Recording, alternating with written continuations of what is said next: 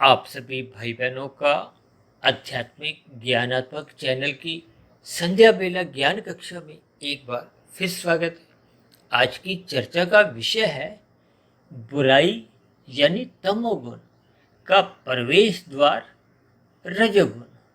देखिए, तीन अलग अलग पंक्तियों में हमने तीन अलग अलग रंगों द्वारा आज के वीडियो के जो नाम की स्थितियां हैं, देखिए बुराई को, तमोगुण को हमने काले रंग से दर्शाया, जबकि प्रवेश द्वार को हमने देखिए सफेद रंग से दर्शाया और रजोगुण को हमने एक रंगीन रंग से दर्शाया। देखिए, ये रंग ही अपने आप में बहुत गहरा ज्ञान देते हैं, क्योंकि आपके हमारे जीवन में देखिए ये तीन गुणों की स्थितियां हर क्षण बनी रहती हैं। स्थूल शरीर के स्तर पर अलग स्थितियां होती हैं, सूक्ष्म शरीर के स्तर पर अलग स्थितियां होती हैं। इन दो शरीरों द्वारा हम प्रकृति के तीन गुणों का जैसे जैसे जिस जिस भाव से संग करते हैं, फिर उन तीन गुणों का रंग ही आपके हमारे अंतःकरण में आपका हमारा एक कर्माशय बनता है, आपके बड़े संस्कार बनते हैं।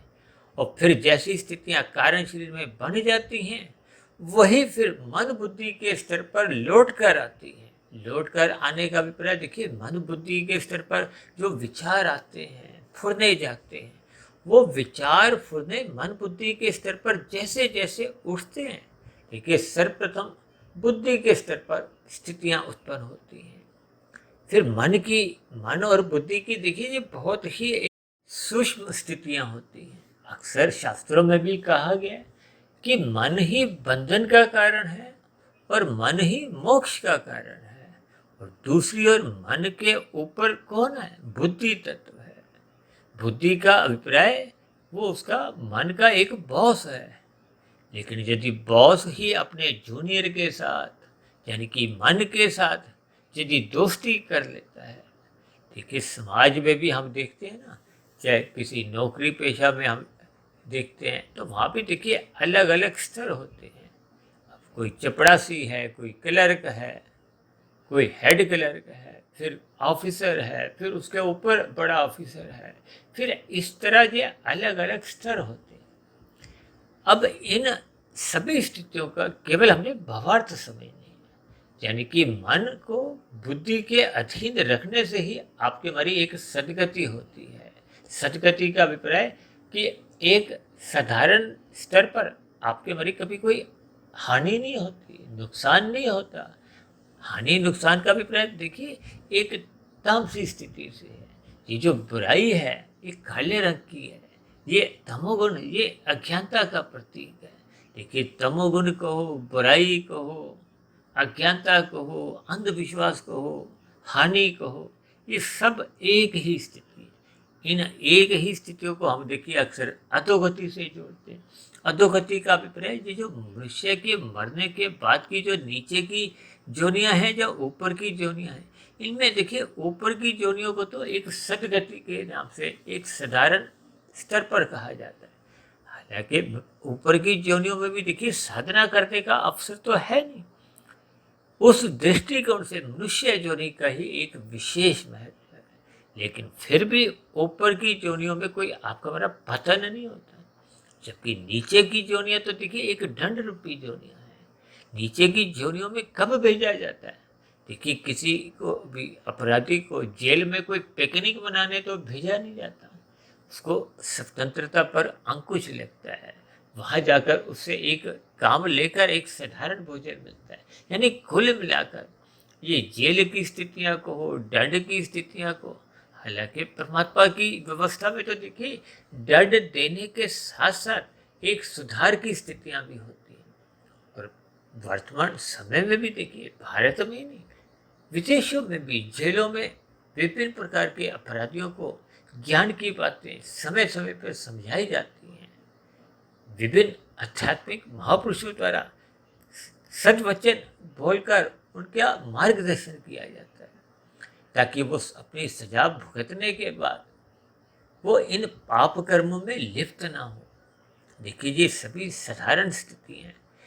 ये साधारण स्थितियां ही आपके हमारे जीवन में जब समझ नहीं आती, समझ नहीं आने का अभिप्राय ये जो प्रकृति के 3 गुणों का मनुष्य को कैसे कैसे संग करना है।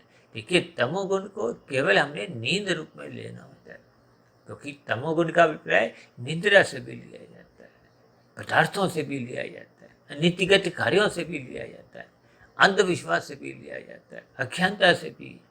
देखिए, शाम को जैसे ही सूर्य अस्त होता है तो हम सर्वप्रथम क्या करते हैं, अपने अपने घरों में बल्ब ट्यूब गिराते हैं। किस लिए? ताकि वो अंधकार आपके हमारे कमरे में प्रवेश ना करे, या यूं को कि अंधकार वहाँ आपको हमें एक बाधित नहीं करे। क्योंकि अंधकार तो देखिए एक अपने आप में अज्ञानता की स्थितियाँ को, ठोकरों की स्थितियाँ को, देखिए अंधकार में हम कोई स्थूल शरीर के स्तर पर कार्य करने के सक्षम नहीं होते।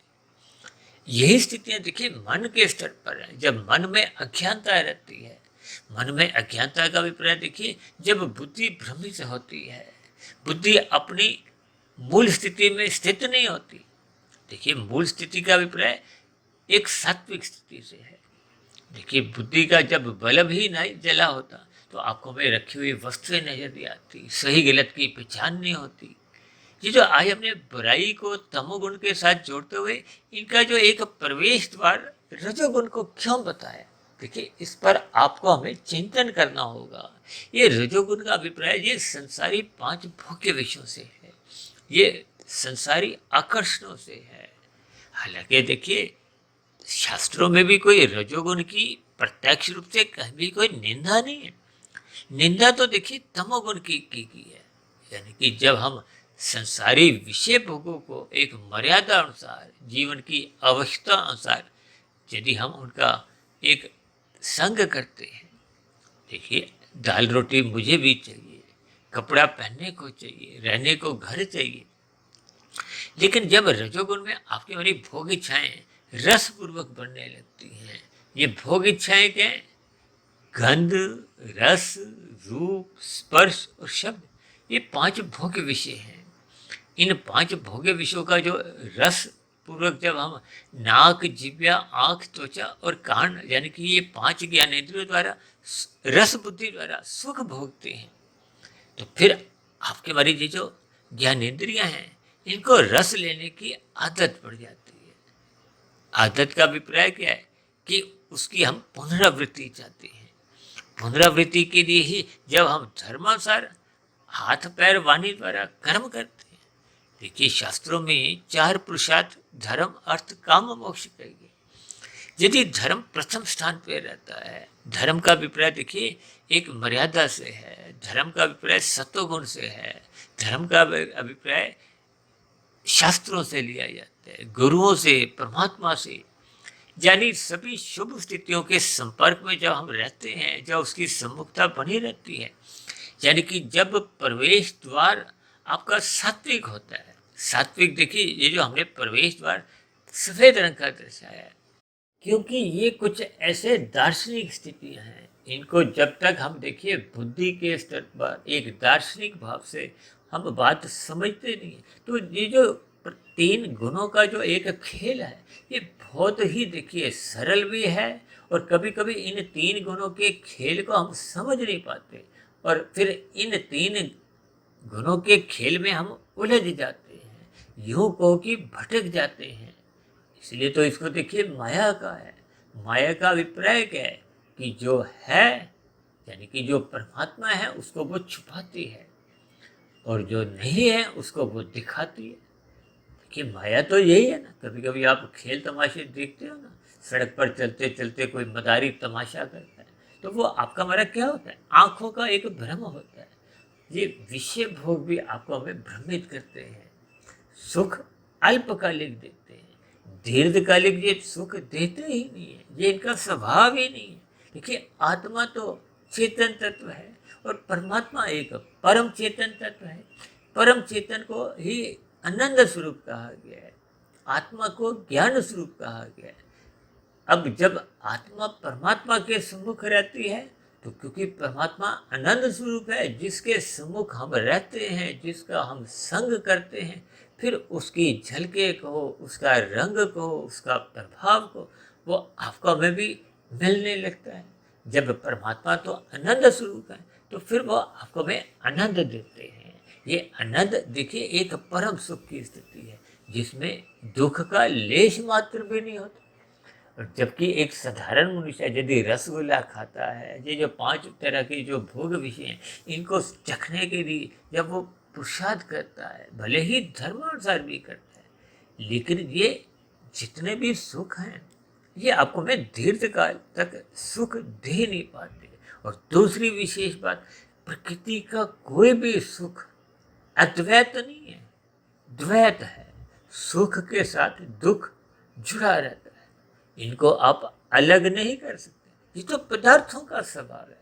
हम बार बार क्यों रसगुल्ले का उदाहरण देते हैं कि आपके हमारे आहार में देखिए, जब हम पहला रसगुल्ला खाते हैं आपको अच्छा लगता है, सबको अच्छा लगता है, लेकिन दूसरा रसगुल्ला उतना अच्छा नहीं लगता, यानी कि सुख घटता है। और तीसरा चौथा और कम अच्छा लगता है, और फिर भी हम खाते हैं तो फिर वो आपको फिर दुख देता है। तो फिर ऐसी स्थिति में हम देखिए उस सुख को जो अब दुख का रूप लेके आया, उसको हम फिर छोड़ देते हैं। इसीलिए तो कहा गया आत्मा का स्वभाव क्या है, सुख की ओर वो प्रवृत्त होती है, और दुख से सदा ही हम निवृत्ति चाहते हैं। ऐसा नहीं कि केवल मनुष्य ही चाहते हैं, चाहे कोई पशु हो, पक्षी हो, कीड़ा मकोड़ा भी हो। देखिए ये सभी स्थितियां आत्मा के गुण हैं। आत्मा तो देखिए कीड़े मकोड़े में भी है, कीट पतंगे में भी है। आप कभी मक्खी को पकड़ने की कोशिश करो, मच्छर को पकड़ने की कोशिश करो, एक चींटी का रास्ता रोकने का प्रयत्न करो, ये सभी आपको एक ज्ञान में उपदेश देंगे, यानी कि एक ज्ञान की स्थितियों में ला खड़ा करेंगे।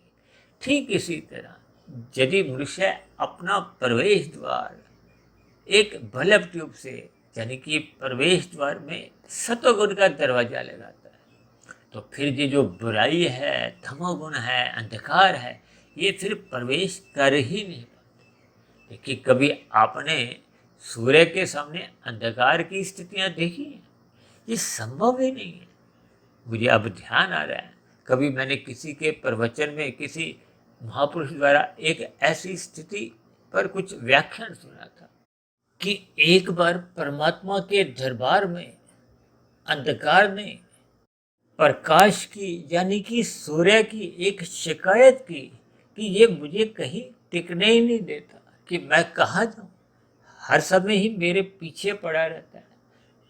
इस पर देखिए सूर्य ने, प्रकाश ने क्या जवाब दिया कि मैंने तो कभी अंधकार को देखा ही नहीं, जिसको मैंने देखा ही नहीं तो मैं उसको क्यों भगाऊंगा। देखिए ये एक दार्शनिक स्थिति है। ठीक इसी तरह जब हम शाम को सूर्य के ढलते ही देखिए सूर्य के प्रकाश को हम आने से रुकें या सूर्य का प्रकाश स्वयं हट जाए, दोनों ही स्थितियों में आपके घर में अंधकार की स्थितियां रहती हैं। देखिए इसको अब बहुत ही ध्यान से सुनिए। जो मनुष्य सुबह देरी तक सोए रहते हैं, अब सूर्य तो देखिए प्रकाश लेके आपके खिड़की दरवाजे पर एक खटखटाहट सी घंटी बजाता है कि मैं आ गया हूँ। लेकिन अक्सर नींद में जो मनुष्य सोए होते हैं वो अपने खिड़की दरवाजे बंद रखते हैं, पर्दा आगे कर देते हैं, ताकि सूर्य के प्रकाश की किरण उनकी नींद में विघ्न न उत्पन्न करे, वो प्रवेश न करने पाए। और इसी तरह शाम को जब सूर्य स्वयं ही पीछे हटता है, देखिए ये एक दार्शनिक भाव है। सूर्य तो अपने स्थान पे हमेशा ही स्थित रहता है, ये तो पृथ्वी गोल है, अपनी ही सतह पे घूमती है, इसलिए ये दिन रात बनते हैं। और सूर्य का परिक्रमा भी ये करती है, एक साल में पूरी होती है, तो फिर अलग अलग ऋतुएं, अलग अलग स्थितियां बनती हैं।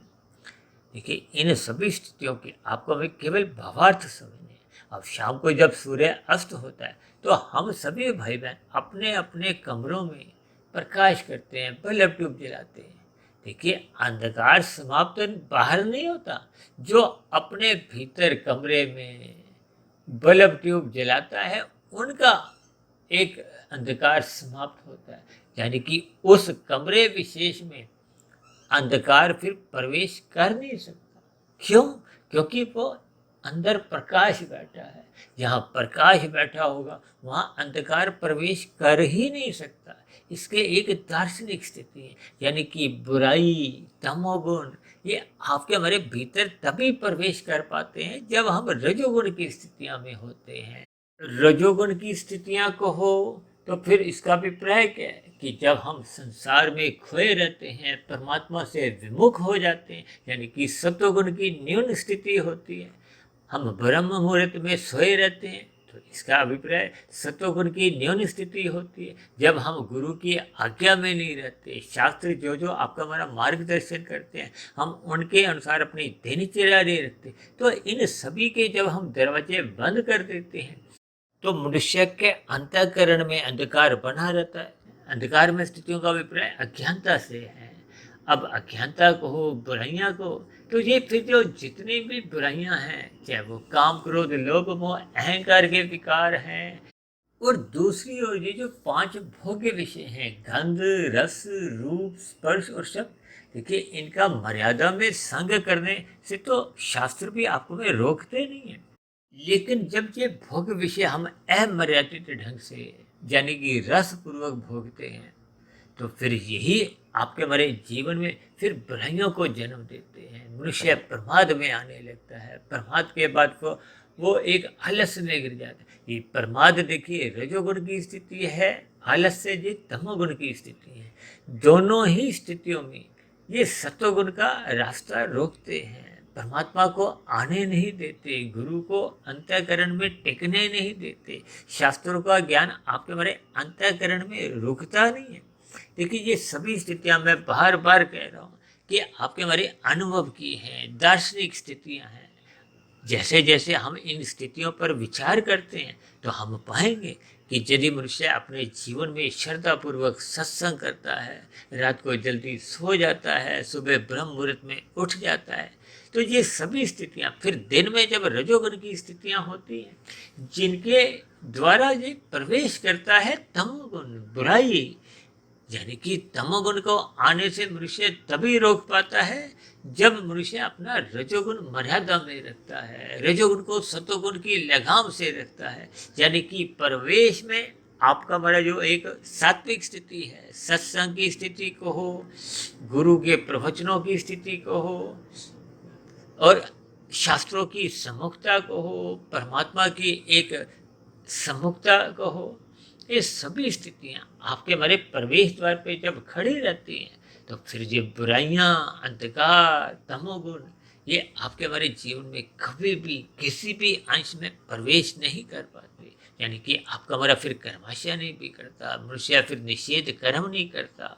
यानी कि मनुष्य के जीवन में ये जो धर्म है ये एक प्रवेश द्वार है। जब धर्म आपके हमारे जीवन में एक आरंभिक स्थितियों में ही बना रहता है, यानी कि प्रथम स्थान पे ही बना रहता है, तो फिर बुराई, तमोगुण जो एक निंदा रूप में है, वो प्रवेश नहीं कर पाता। इसीलिए तो शास्त्रों में संक्षेप में क्या कहा है, सत्वगुण की प्रशंसा करो, यानी कि जुड़ो, यानी कि उसको अपना प्रवेश द्वार पर स्थित करो, यानी कि उसको प्रथम स्थान पे रखो, ताकि आपका हमारा जो अर्थ और काम है वो मर्यादा में रहे, ताकि आपका हमारा रजोगुण बिगड़े नहीं। यही उपदेश तो भगवान श्री कृष्ण जी ने गीता में अर्जुन के रथ के जो 5 घोड़े हैं, 5 भोग्य विषय हैं, उनकी लगाम अपने हाथ में रखकर यही एक उपदेश दी है। तो इन सभी स्थितियों से आपको हमें एक शिक्षा लेनी है, ताकि बुराइयों से बचने के लिए आपको हमें श्रद्धापूर्वक सत्संग करना होगा। यही आपका हमारा एक प्रवेश द्वार है, यही आपकी हमारी धर्म की स्थिति है।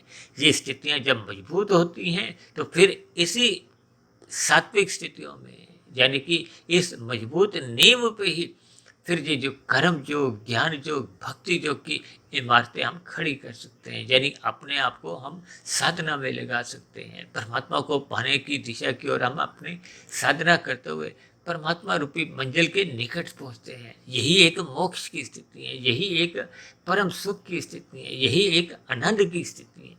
तो ऐसी सभी शुभ स्थितियां हम सभी भाई बहनों के जीवन में भी बनने लगें, इसके लिए मेरी ओर से आप सभी भाई बहनों को बहुत बहुत शुभकामनाएं। लेकिन इन सभी स्थितियों को बढ़ाने के लिए हमें अपना प्रवेश द्वार पे धर्म को, प्रकाश को, सूर्य को हो, प्रकाश को हो, सात्विक स्थिति को हो, सत्संग को हो, शास्त्र को हो, गुरु को हो, परमात्मा को हो, ये सब एक ही दिशा में स्थित रहते हैं। यानी कि प्रवेश द्वार पर सदा ही प्रकाश रहने से फिर अंधकार, बुराई, तमोगुण ये प्रवेश कर ही नहीं पाते। तो ऐसी सभी शुभ स्थितियों द्वारा आपको मैं एक अपने जीवन में ज्ञान रूपी दीपक जलाना होगा, ताकि बुराइयों का प्रवेश आपके हमारे भीतर होने ना पाए, ताकि आपका हमारा कारण शरीर, सूक्ष्म शरीर बिगड़े नहीं। तो ऐसी सभी शुभ स्थितियाँ हम सभी भाई बहनों के जीवन में निरंतर बनी रहे, इसके लिए मेरी ओर से बहुत बहुत शुभकामनाएं। अब चर्चा विशेष को यहीं विश्राम देते हैं। कल सुबह फिर मिलते हैं ब्रह्म मुहूर्त ज्ञान उपदेश कक्षा में। तब तक आप अपने आध्यात्मिक मित्र सुधीर भाटिया फकीर को इजाज़त दें। आप सभी भाई बहनों को बहुत बहुत शुभ रात्रि और सुबह ब्रह्म मुहूर्त में उठने के लिए मेरी ओर से बहुत बहुत शुभकामनाएं। चर्चा संबंधित यदि आपके मन में कोई प्रश्न उठ रहा हो, कोई मेरी कही गई बातें या उदाहरण आपको आधे अधूरे लगते हों, तो नीचे दिए गए कमेंट्स बॉक्स पर आपके प्रश्नों के साथ साथ आपकी शिकायतों का, आपत्तियों का सदा ही स्वागत है। चर्चा विशेष को ध्यानपूर्वक सुनने के लिए आप सभी भाई बहनों का बहुत बहुत धन्यवाद।